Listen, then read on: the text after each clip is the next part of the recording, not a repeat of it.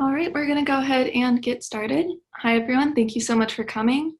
Sorry, just letting someone else in. I'm Caroline Rennes. I am one of the ASGs for JMUN. I'm a junior at Point Loma High School, and this is my 7th year of Model UN.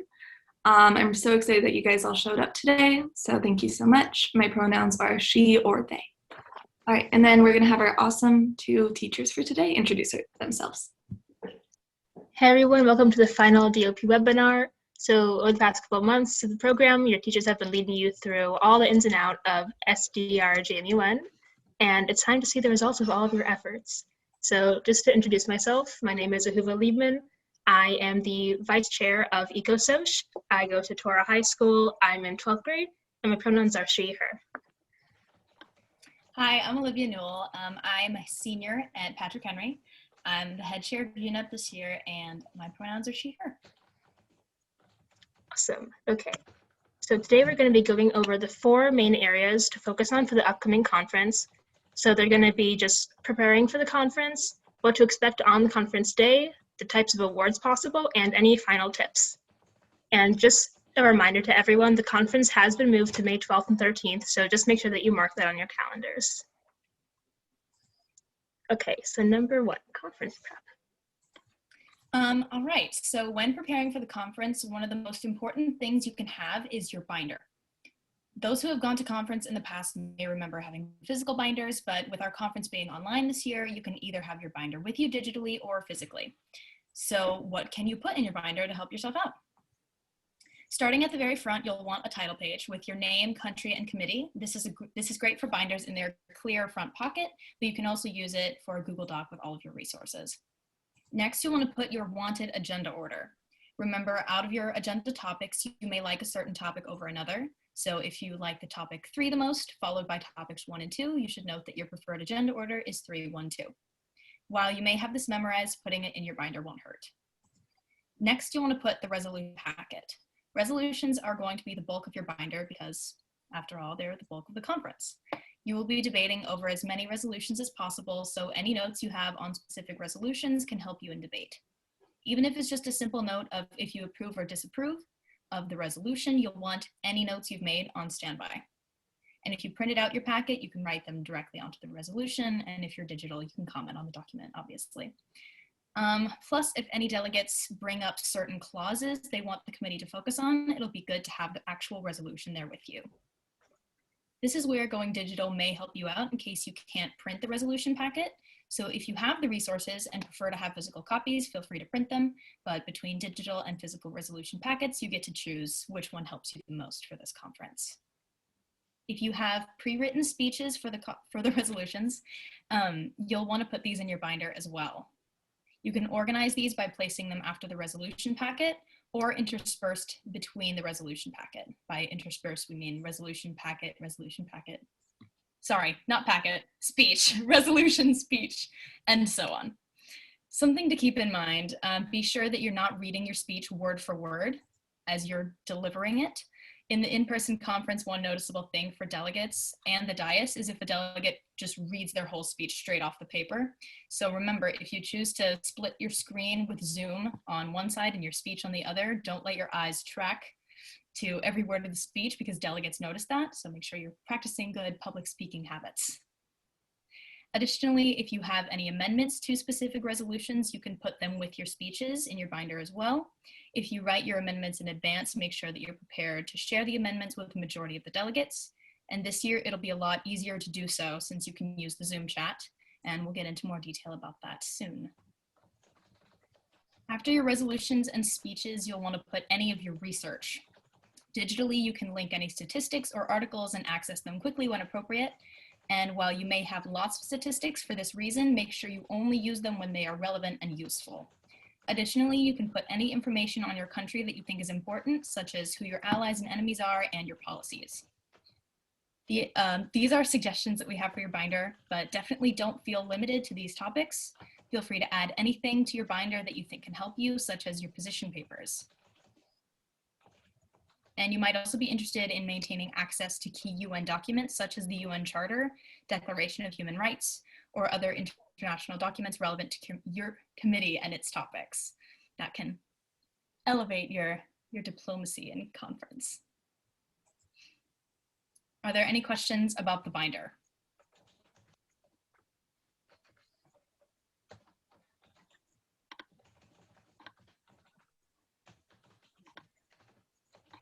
I'm going to take that as a no. Okay, moving on. Great. So now we'll go over clothing for conference.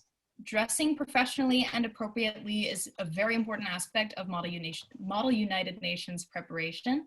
Just like being polite and having proper manners, dressing appropriately is an important way to show respect for the nation you're representing, for your fellow delegates, and for the UN itself. At some conferences, delegates may wear their own national dress. However, most conferences, including SDR JMUN conference, will require Western business attire. And if you don't know what Western business attire is, it's also known as International Standard Business Attire, and it serves as customary dress for workplaces. It entails wearing a suit, which is made up of trousers, a matching jacket, a button-down dress shirt, and a tie. Conservative dress shoes and socks are also important. Skirts and dresses may be worn as long as they fall to a decent length, and the main thing to remember is to always ensure that your appearance is tidy and put together and that you are well covered. A suit always looks professional so long as it's clean and wrinkle-free, but don't feel like you need to go out and buy a suit, especially since our conference is virtual. So if you are working with what you have, I know not a lot of high school students have like nice business wear, so just make sure you follow these rules. For shirts, oh, you're all in middle school. Sorry, middle school students too. I'm blanking here. So for shirts, please no t-shirts, tank tops, or spaghetti straps. A blouse, sweater, or collared or button-down shirt is appropriate, and ties or blazers can be worn as well. Dresses are also appropriate as long as they are tailored and not revealing and adequate in length. Tops that display an open back or bare shoulders should not be worn. In terms of what you wear on the bottom, we can't necessarily see what you wear. However, we recommend this for the conference if you want to, feel put together, and for future conferences, please no jeans, shorts, or leggings. Slacks and suit pants in khaki or dark colors are acceptable, and gauchos and capri pants are casual wear, not professional business dress. Hose and stockings add a more polished look but are not required. And for socks, dress socks are more appropriate and should be of a dark color. Skirts should be tailored and provide adequate coverage, and they should not fall more than 2 inches above the knee. Bottoms should be in a solid color or have a subtle pattern. Make sure to avoid loud designs or flimsy or sparkly fabrics. And then for your hair, just make sure it's clean and out of your face for a professional look. Any questions on clothing?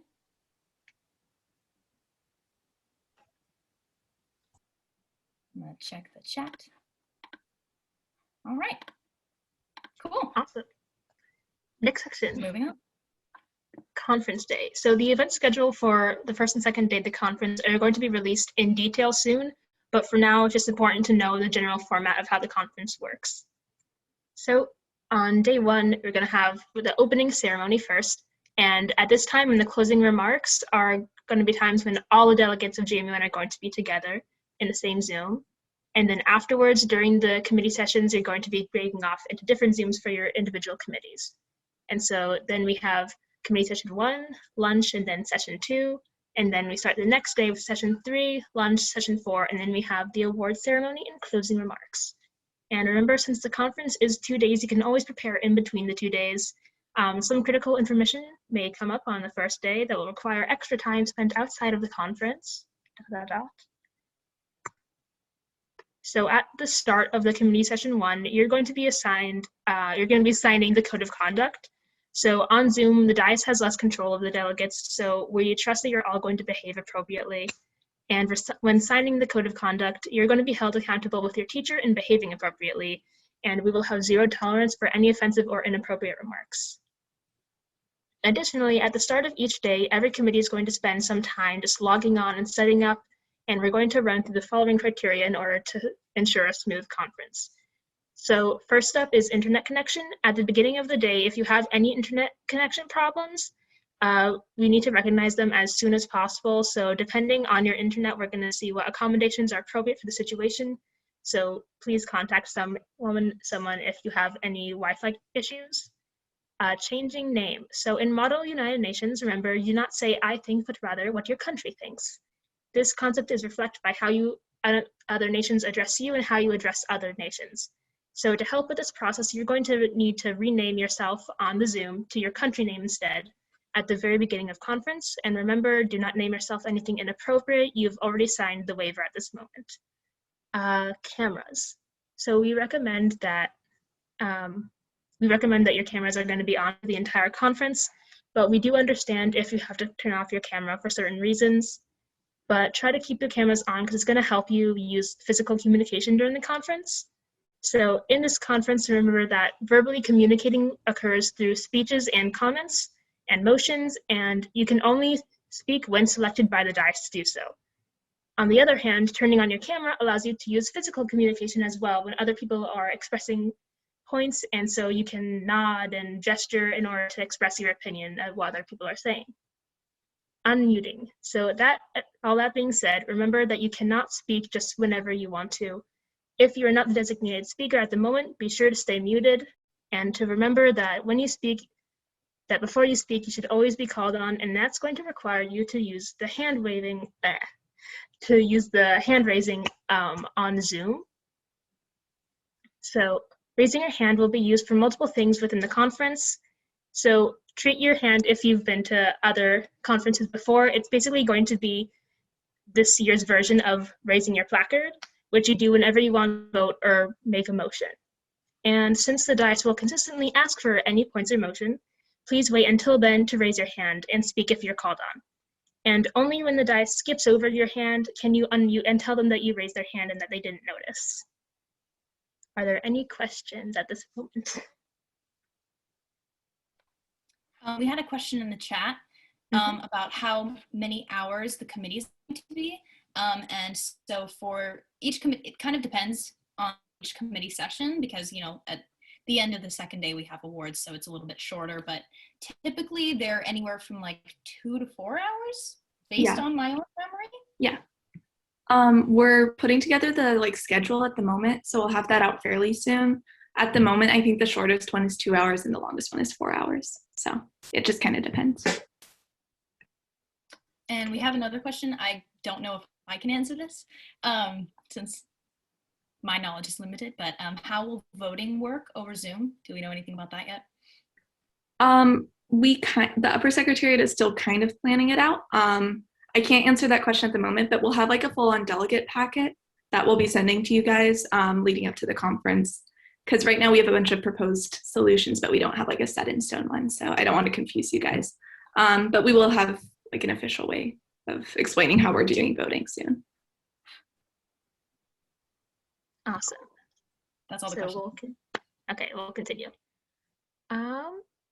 Okay, so if you've attended our previous Rules of Procedure webinar, then you may realize that an online conference is going to require some modifications to the Rules of Procedure. So for example, you wouldn't be able to have an unmoderated caucus as you would be in person.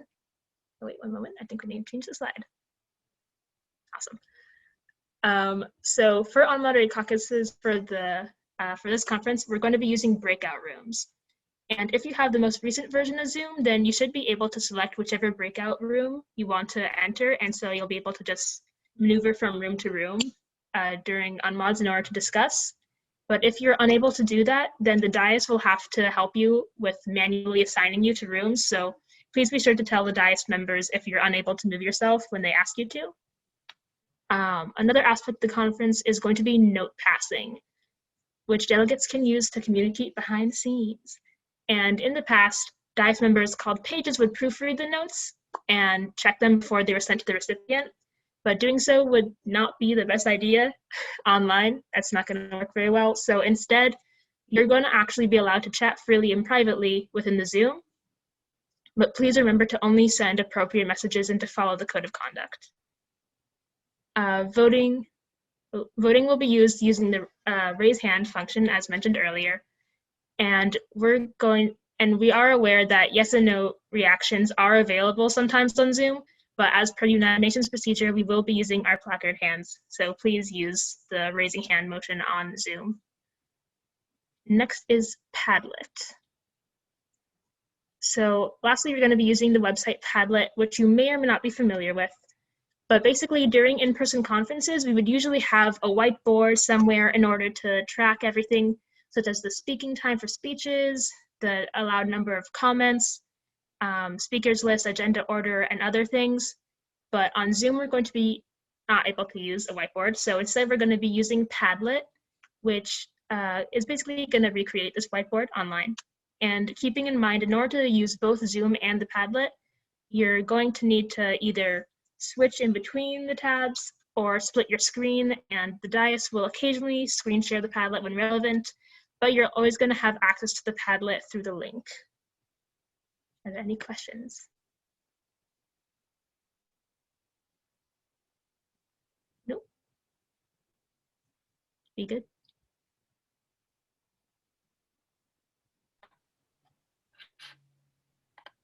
All right, so moving on. The next section is about awards. And this conference, as you probably know, since I just said it, offers awards. We believe all of you will do amazing, and we have some awards for those who go especially above and beyond, and they include the following. So there's a set of individual awards, which include a research award for the delegate who demonstrates exceptional use of research and evidence in their work during the conference. There's an economic award for the delegate who demonstrates the best economic solution given in a resolution. There are 3 commendation awards for the delegates who demonstrate insight and a deep understanding of the broader international factors that affect their committee.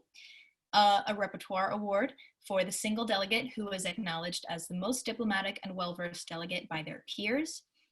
3 outstanding awards for the delegates who demonstrate a depth of knowledge and insight into the topics addressed by their committee. And then the coveted Gavel Award for the single delegate that demonstrates a diplomatic skill above and beyond what is expected by the committee. And this will be chosen from the 3 outstanding delegates. All right, and then aside from individual awards, there are bigger conference awards, which include the Pat Pearson for the single delegate who demonstrates an exceptional understanding of the economic forces at play in the international community and applies them during the conference. And this will be chosen from a group of economic award winners within each committee. And then there's a delegation award for the delegations whom the most members were outstanding in their individual committees, and delegation, if you don't know, means country. One will be awarded to a high school delegation, and one will be awarded to a middle school delegation, which is new. They only used to give it to one country, so that's pretty exciting. Are there any questions about awards?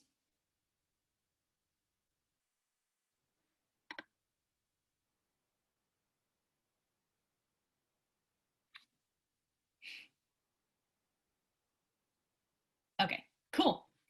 Moving on then.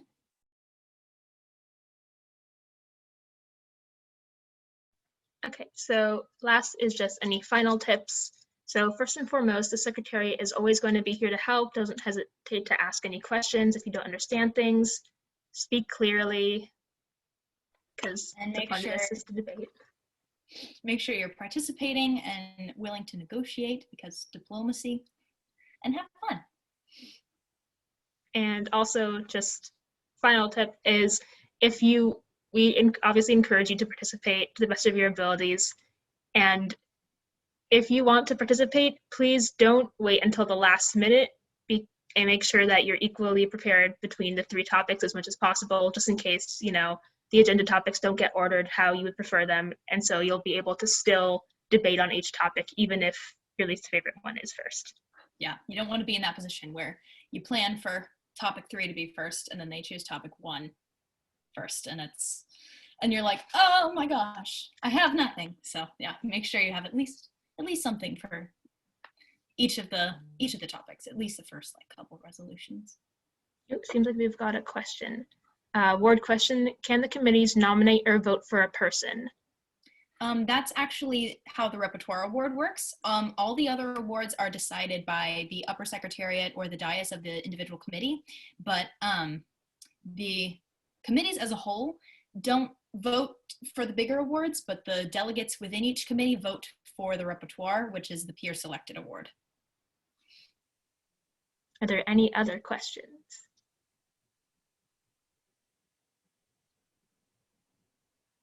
Nope. Okay.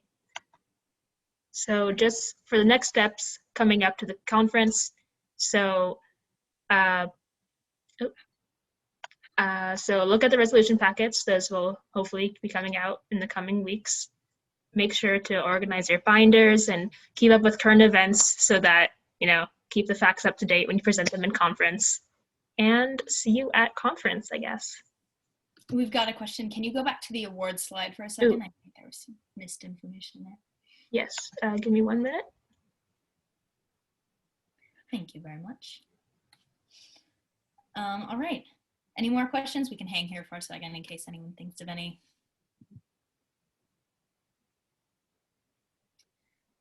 Will we just use binders we have or a specific document? That's where you actually get to choose. If you want to use a digital binder, you can create your own Google Doc you don't have to, share it with anyone special unless your advisor wants you to.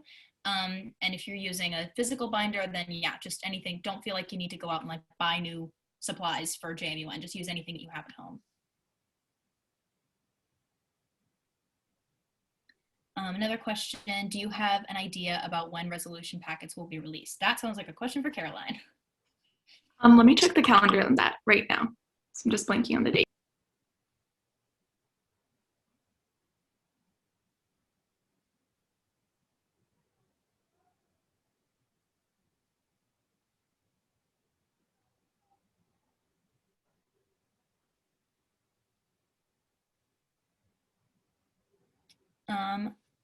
Someone says, do we need to log into Zoom on a certain account like our school ones, or can we use any? That I don't know the answer to. Most likely you'll be able to use any account. All of our accounts are being run by Gmails, but I think we can switch the feature on like who gets to enter. So you should be able to do it through a school account. And once you get into the Zoom, you'll be changing your name to your country name anyway. So as of now, we don't have an official like public date that we can release for resolution packets, seeing that the window like just closed just last week, and we're also still waiting to get our Security Council resolutions turned in. So it will be within like the next couple of weeks, and I'm sorry I have such a vague answer, but we can't release that information at the moment. Just look out for them. It will be on the website.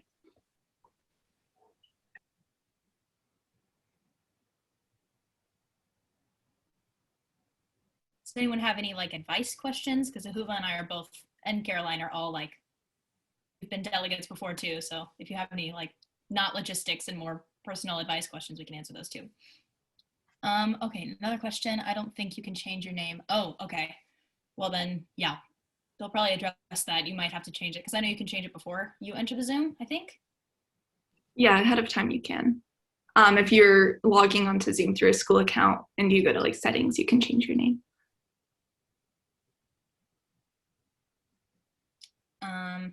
Do you know where they can find the packets once the resolutions are graded?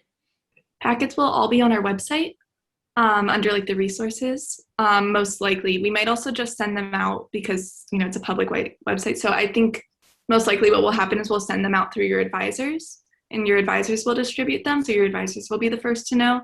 It will just be announced on the website when they're being when they're sent out. Yeah. So I'd ask your advisors if they know when they get them. All right. Another question. Do you have any tips for public speaking? Ahuva, do you want to answer this one? Tips for public speaking. I mean, just going back to what we said before, to not make it obvious that you're just like reading from a document or on your computer. Make sure to, occasionally make eye contact with the camera. Make sure, I know a lot of people like myself tend to speak faster when they're under pressure. So try and just like keep in the back of your head to pace yourself so that you can speak clearly so that everyone can hear your wonderful speeches. And another thing too is it's always good to remember that everyone's kind of in the same boat as far as nerves, because no one's really super duper experienced. I mean, you'll have the couple people that are like just pros at it, but for the most part, everyone's in the same boat. So don't stress too much about like, how you're going to be perceived as like, you're not trying to be this great, like diplomatic public speaker. So yeah, everyone's kind of on your level too. So it's all good. And then we have another question. Sorry, I can't read. in the conference, is it required to give a speech? No.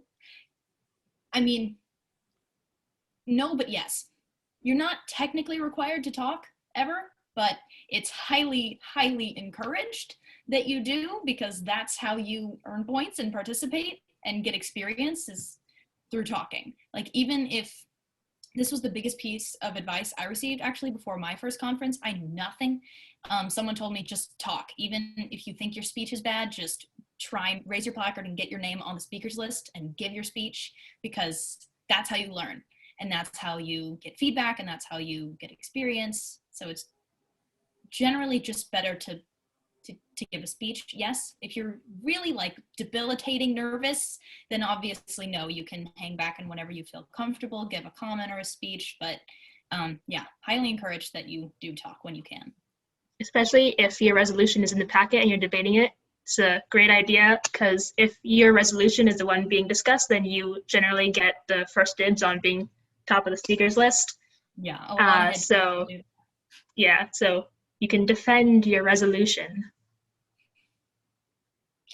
Another question, is a speakers list held for each resolution? Yes.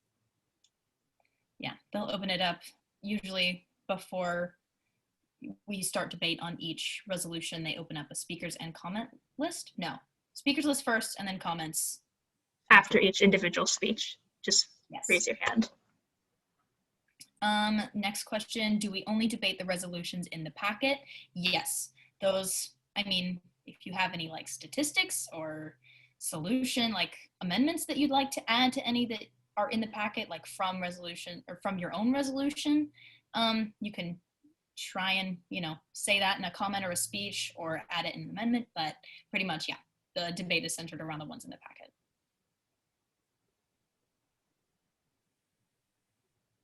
Oh, and then how do you present an amendment? So I don't know how this is going to be done this year, but in the past, you, like just the process of it, you fill out a piece of paper or some sort of something like that, and you have signatories.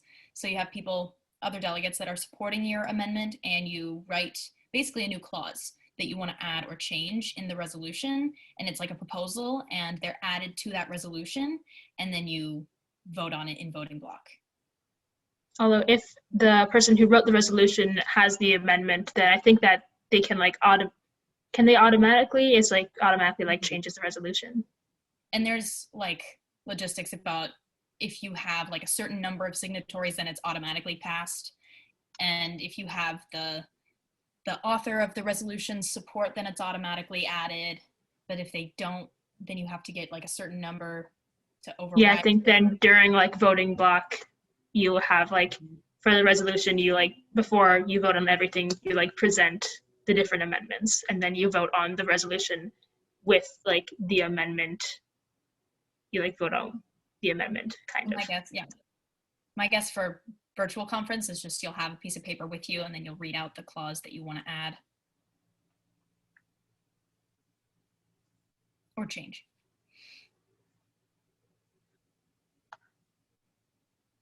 It sounds complicated, but it's pretty direct once you like see the piece of paper and like a lot of things make more sense in conference. Yes, most definitely. I remember when I was in middle school looking at like the delegate packet, it can look very, very intimidating, and it looks like it's all this information to memorize, but you kind of learn as you go throughout the day. And it just kind of flows through, and you kind of just pick up on things. So don't worry about, memorizing all of the rules of procedure, all the different points and motions ahead of time. And it'll all kind of make sense as you go along throughout the day. Question, when should we write our speeches?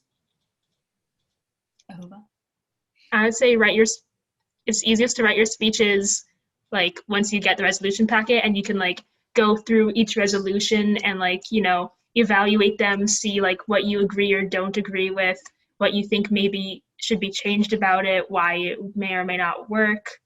And then also, honestly, even like during conference, if you like realize like, oh, like I just realized that I have like a really good speech and like really great things to say about this resolution, and I haven't written the speech yet, you can like take a moment, just like write out a speech like in conference or like between the conference days even, or even during lunch. Honestly, you can write speeches whenever you want. Same goes with comments, although comments tend to be on the speeches, so they can just be spur of the moment. This is, a big tip is bring a highlighter, because if you don't get your name on the speakers list, a lot of times you can use some of the same statistics and things in your speech to add in your comment.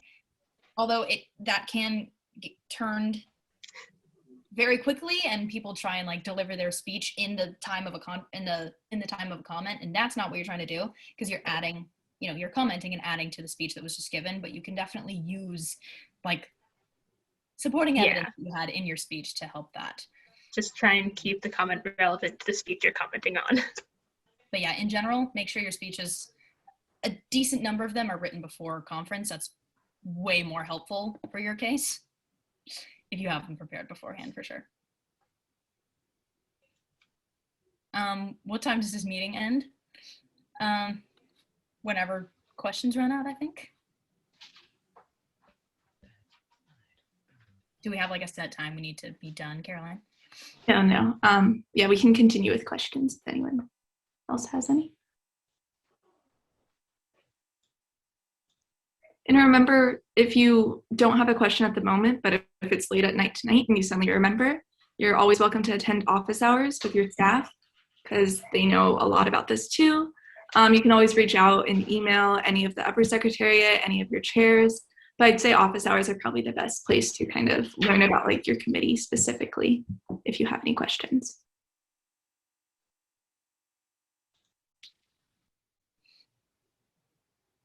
Okay, I think last call for questions. Okay. Thank you guys so much for coming. We really appreciate it. We hope this was helpful. I know it's a lot of information at the moment, but I promise it will make sense. We're so excited that you guys are all going to be attending our conference. Remember that it is the 12th and the 13th now. We switched the dates. And I really look forward to seeing all of you virtually on the days of the conference. So thank you so much, guys. And a big thank you to our teachers as well.